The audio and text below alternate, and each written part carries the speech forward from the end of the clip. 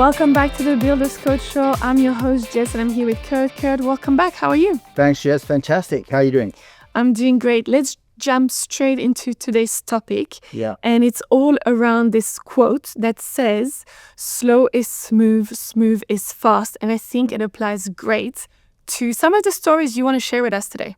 Absolutely. So that phrase, slow is smooth and smooth is fast, came from like paramedics and firefighters. When they get to a scene, they slow things down.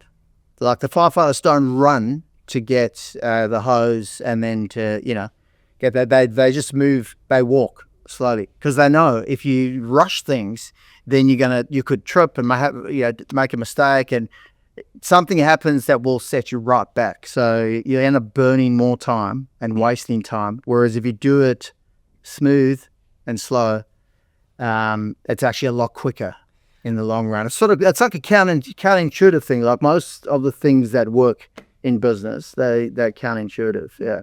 I have to say, when you said this to me, it resonated so much when you talk about paramedics, because we've had a few accidents last year and then this year too, with Cooper, my son, hurting himself.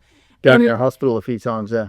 Yeah, we had to go to hospital. But it's funny how intuitively, when, the accident happened and it was nothing major, so it was fine, but you do go, in a state of panic. Cooper was super panicked. So I was like, okay, wait, let me check what's going on. He smashed his teeth. He was playing in the pool with my two girls, and they were playing Marco Polo. So they closed his eyes, and he lunged, and his teeth hit the corner of a concrete block, a granite block, and we weren't there to see it. We were just nearby, and then when we came out, there was just blood pouring out his mouth, and his teeth were smashed.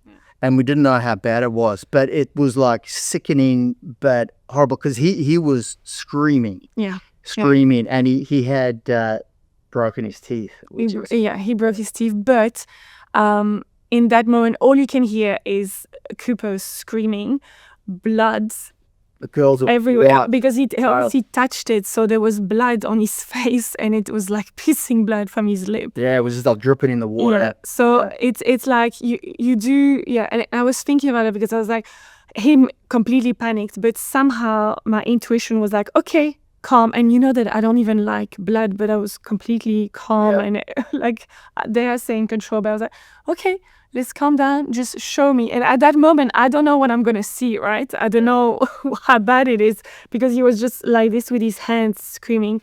And so, he broke his two front teeth. His lip was just bleeding quite badly, etc. But that sentence, slow is smooth, smooth is fast, I completely understand what you mean. It makes complete sense, especially, when you think of paramedics, it's really, let's calm this down, analyze what's happening, and you have to take it slowly and not rush into anything, because when you rush, things happen, you make mistakes. Even if you think of paramedics or firefighters, things like this, you don't want them to rush, fall around, take the wrong thing. Do you know what I mean? Yes. So, it makes total sense. And I love it how we are applying it to business, because it does make There's sense. so many applications. Yeah. It's unbelievable.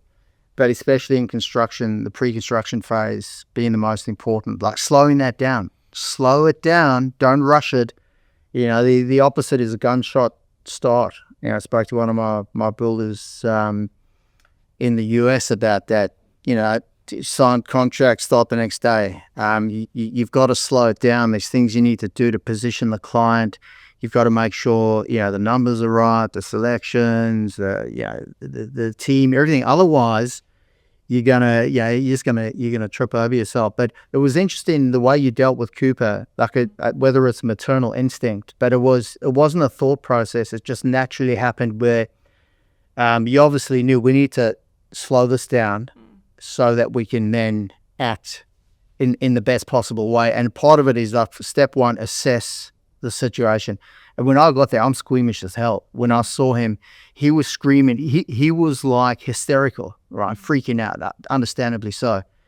But I realized that the most important thing I can do is to be calm, because he's looking at me. If I was freaking out, or if he saw fear or us freaking out, that was going to be the worst thing for him. So I remember saying to him, like, I had to shout at him and say, "Hey, Cooper, it's going to be okay. You're going to be okay." Because he was going to be okay no matter how bad it is. Eventually, he just needed to know that he was going to be okay. But he was like, It was a panic. But sorry, side note, I don't know if I told you this, but years ago, I was in Thailand with my parents and it started raining. And my mom obviously is older. Well, she was younger back then, obviously, but still something started like, running a little bit in the rain and fell over. And as she fell over to the ground, she actually hit her, what do you call this?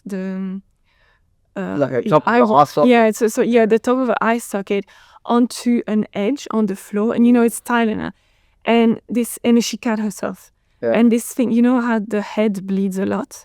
Anyway, so I heard her fall. She screamed. I turned around, and as you know, like, I'm not very good with blood, but in a moment of crisis, I was calm, really very calm. But I turn around and I see my mom on the floor, and it's just bleeding so bad. So you don't know what's happening. Was your dad there as well? Yeah, but he was just a little bit ahead of me. So yes, he was there too. You're like first on the scene. Yeah, I was first on the scene. So I obviously I managed things. People came to help us, so we managed to get her to and we were on an island in Thailand, so in the middle of the. So anyway, we got to like a little medical center. Managed to put. She had not real stitches, these things that they just butterfly stitches. Yeah. And it was quite a cut. Anyway, it's funny because in that moment, super calm, got in control, dealt with it. And in the moment she was okay, which was at the medical center, or as we were leaving the medical center, it's kind of like the relief. And that's when I started feeling like my head was starting to spin. It was like a delayed reaction of me seeing all this blood everywhere. So it's as if in that moment, I just had adrenaline. It was very calm, etc. And then afterwards, when it passed, obviously everything was fine. I started really feeling like, as if I was about to faint. So you're holding it together, and that type of release. Yeah. Anyway, so it just goes to show how, in situation like this, I think our instincts is right. Yeah. Yeah. But then that's a crisis situation where, you're not expecting something like that to happen. But you can see how, a lack of proper planning and slowing things down, pre-construction, can cause crisis to occur. So a lot of builders mistakenly think that inefficiency occurs on site, that there's issues. Whether it's a variation or a compliance thing, or there's some issue that comes up where the job gets delayed, or there's cost blowouts, and it's just general inefficiencies. But really, it happens upstream. It's 80-90% is pre-construction. Tell us about, because I know you've got a few examples of this, of things that went wrong at the pre-construction phase. So tell us about one of them. I think there was a thing with a door. Yes. Well, before we get to that, yesterday, the recent one, it's a husband and wife. We coach a lot of husband and wife teams, very successful. Often, pooling their skill sets. And jumped on this call, and the wife was there. Her husband was on a call. So she said, "Hey, he's just speaking to a prospect. It's a sales call. He's going to be with us in 5 minutes." So eventually comes on the Zoom call, and he's like, it's actually sounds like a quality prospect, decent sized job, around $1.5 million. And then what he said next was really interesting. He said this guy has come to him and contacted him, and had just been through a tender process with an architect or a designer. So a 3-builder tender process, got 3 quotes, and didn't like the fact that there was a variance of 20-25% in the numbers.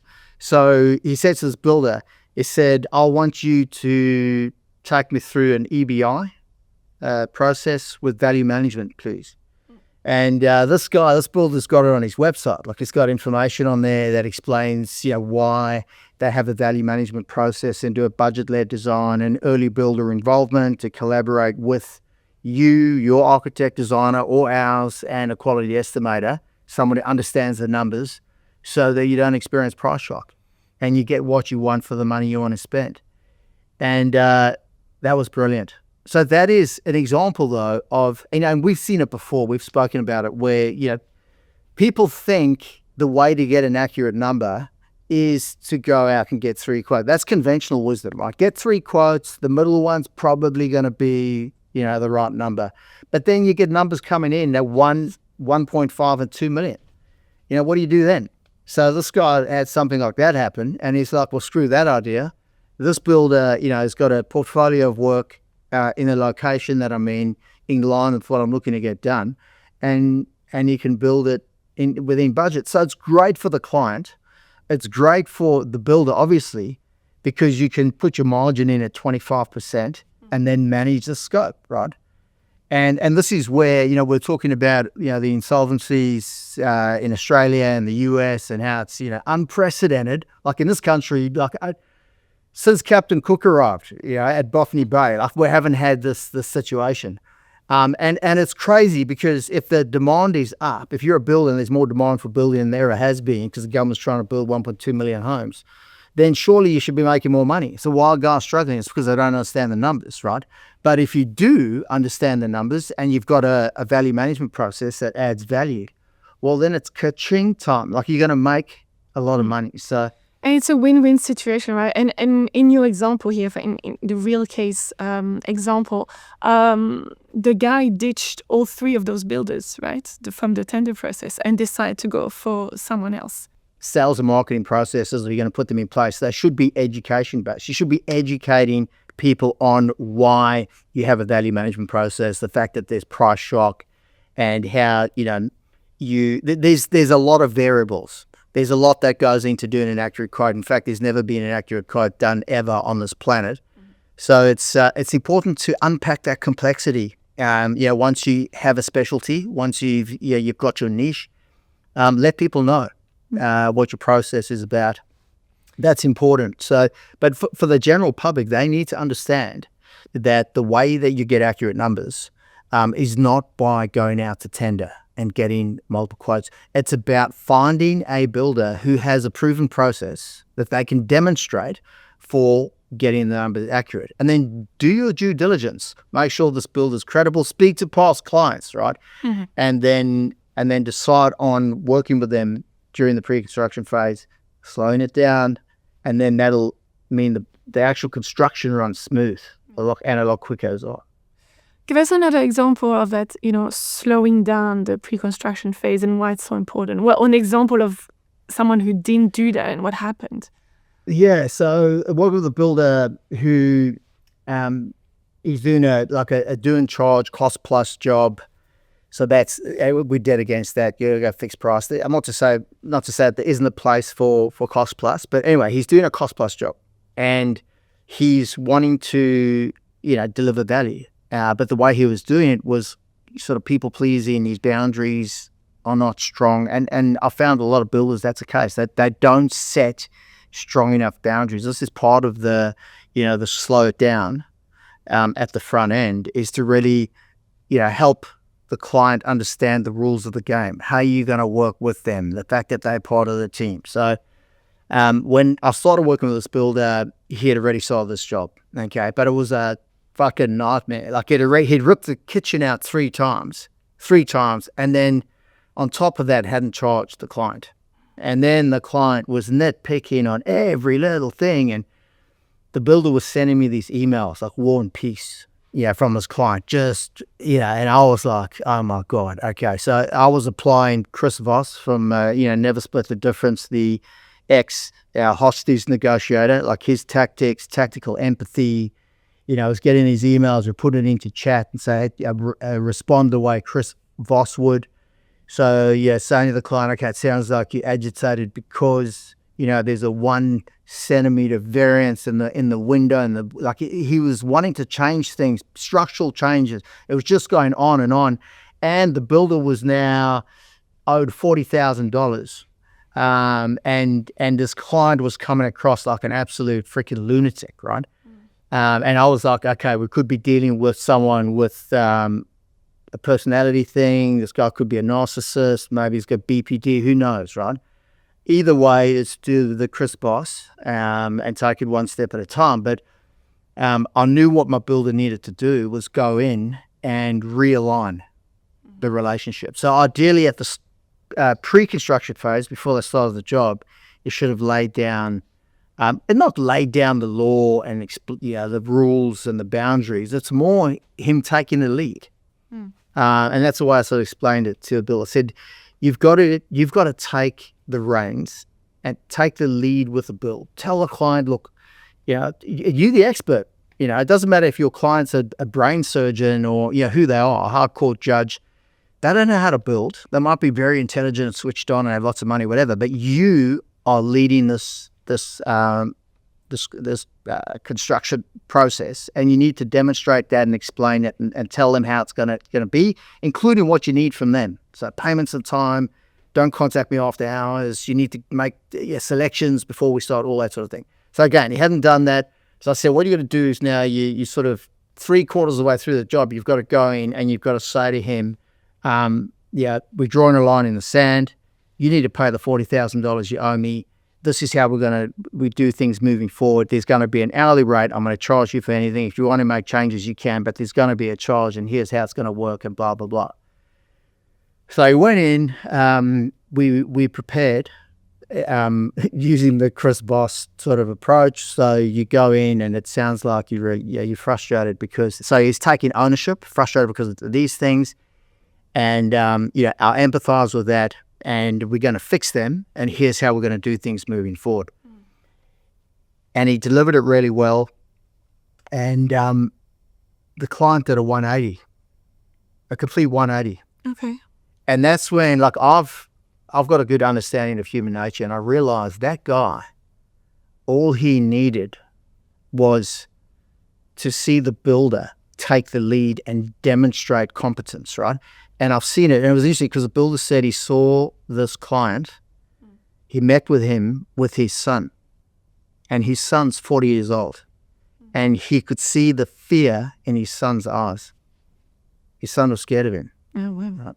So that's just to give you an indication of the type of person. It's a bit like Donald Trump or celebrities. You hear how in their world people are constantly tiptoeing around them, right? They like, oh my God, because they also, people around them are feeding off them. They're all getting paid, and they want to, they don't want to upset them and lose their job, and they just being people pleasers and agreeing to everything and trying to not get, trying to be PC.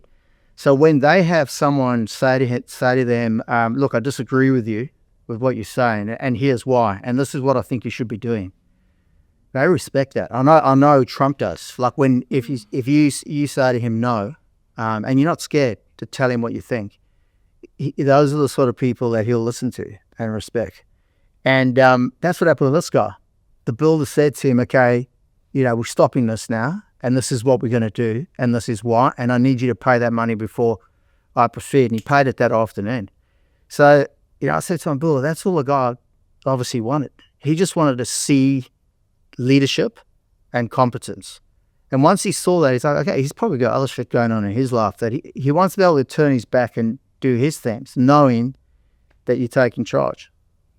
So that's an example. That should happen pre-construction. Just clearly outline everything that you need from the client and how you're going to run things, including, and this is a really important thing, by the way, how you're going to proactively communicate with them during the build. Have a process for doing that. We've spoken about it before, I think, on other pods, where there's job scheduling tools to the client portal where you can upload information. But that's a thing which, it sounds so simple, but it is profound, the impact. Yeah, it makes a big impact. Small things, but it makes a big impact. Definitely, yeah. So there's lots of applications. There was another story that we spoke about recently, right? One of our guys. So the builder that we're working with, he's got a friend who's building, renovating his house, doing like a major reno, and he contacted our builder client, and he said, I've just been told by my builder that I've got to change the kitchen door, and it's going to cost $6,000 $6,000. So change the door, as in the door that was selected during the pre-construction phase, during design, now needs to change to this other door, and it's $6,000. And he's like, what? Wow, what's going on? I don't understand. So my client, the builder, he was like, well, give me some more information. Let me see. Send it through. And then what he realized is that there was a mistake made during the design phase, and that his friend's builder, instead of owning up to it and going, look, we screwed up. If we use that door that we chose during the design phase, it's gonna bow. It's the wrong door. You're gonna regret it. We really need to use this different one. And my recommendation is this door, and it's $6,000. But he didn't do that explanation. He was actually a little bit cagey, slightly defensive, probably pissed off with himself that he had screwed up, didn't know how to communicate it, didn't want to say it, but left the client feeling confused. So there's two things there. So they didn't slow it down at the front end to be able to make that decision properly, obviously, because it was a rookie mistake. Secondly, people make mistakes, and that's okay. That mistake could have been an opportunity. So what he should have done is just owned it and said, look, we made a mistake here. In my professional opinion, there's this option, which is going to be much, much better.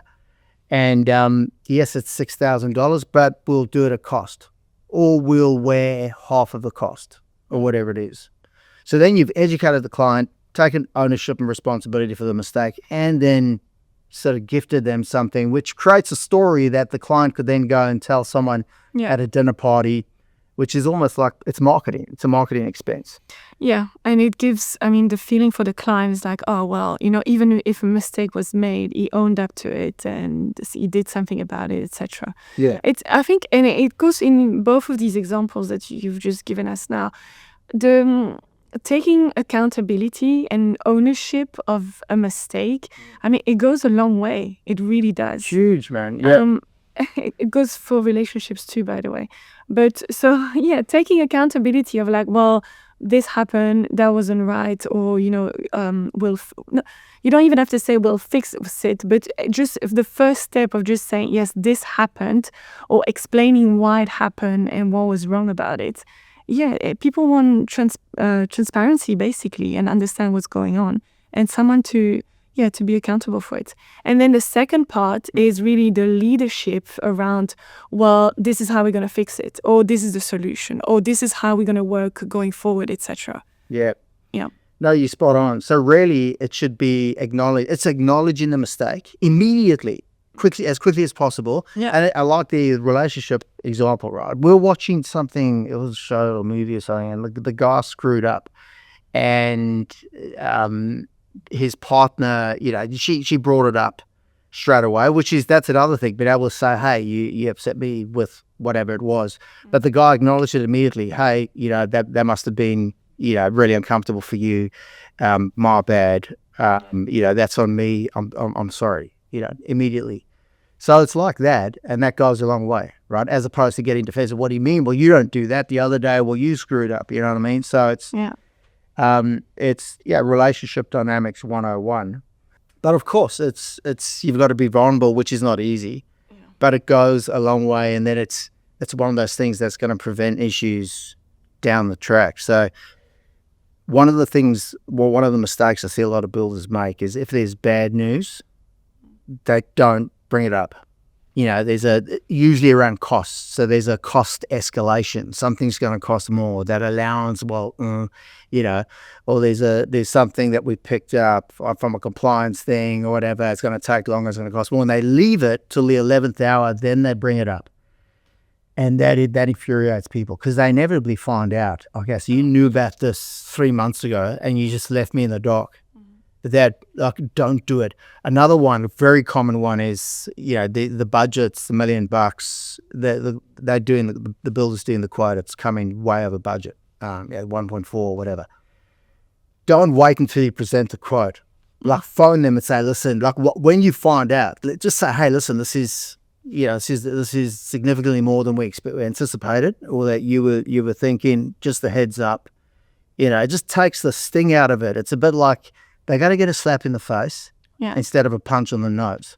You know what I mean? So just try and soften the blow a little bit. Yeah. This is all great advice. So slow is smooth, smooth is fast. Guys listening out there, like, slow down that pre-construction phase. It really helps to avoid mistakes and errors, etc. But if you do make a mistake or an error, own up to it, fix it, come up with a plan, take the lead.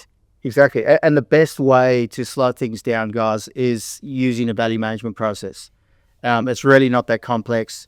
If you want the whole process and how it's done, this is the playbook here. $1 Million Builder 2.0. There's templates in here and a deep explanation for how you do it. Because if you're only doing, one tender or one quote, and they've chosen you as their builder, well, then you can slow it right down. As opposed to doing lots of quotes, part of a tender process, which again it's not good for you, but it's worse for the client. It's not the way to get an accurate number. It's much, much better for them to value manage and use EBI, early builder involvement. It's the way of the future. It just takes people a while to cotton on. So, but you can get it done in weeks or months. Awesome. Guys, thank you for listening. We'll see you in the next episode. Thanks, Kurt. Look forward to it. Thanks, Jess.